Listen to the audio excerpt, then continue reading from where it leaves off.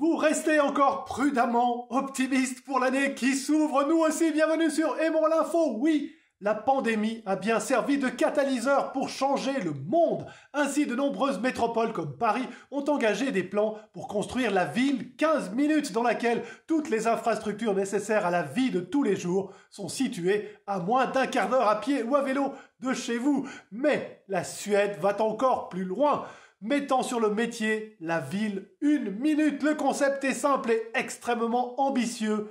Changeons notre rue en commençant par le bout qui est devant et en face de chez nous.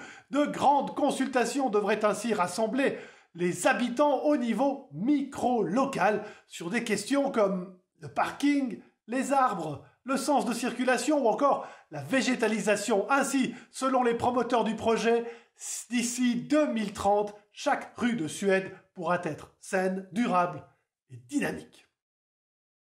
Ça y est, la Grande-Bretagne a quitté l'Europe depuis 6 jours et si l'île n'a pas pour autant immédiatement coulé, de nouvelles tracasseries apparaissent tous les jours. Ainsi, plus de 80 000 sites web britanniques utilisant l'extension .eu ont-ils été suspendus. Les propriétaires ont désormais 3 mois pour prouver qu'ils sont citoyens de l'Union européenne ou changer de nom de domaine. Enfin, si le confinement, le télétravail et les mesures d'évitement social ont mis à genoux la plupart des fabricants de voitures, ce n'est pas le cas de Bentley. L'an dernier, le constructeur n'a en effet jamais autant vendu de voitures en 100 ans d'existence.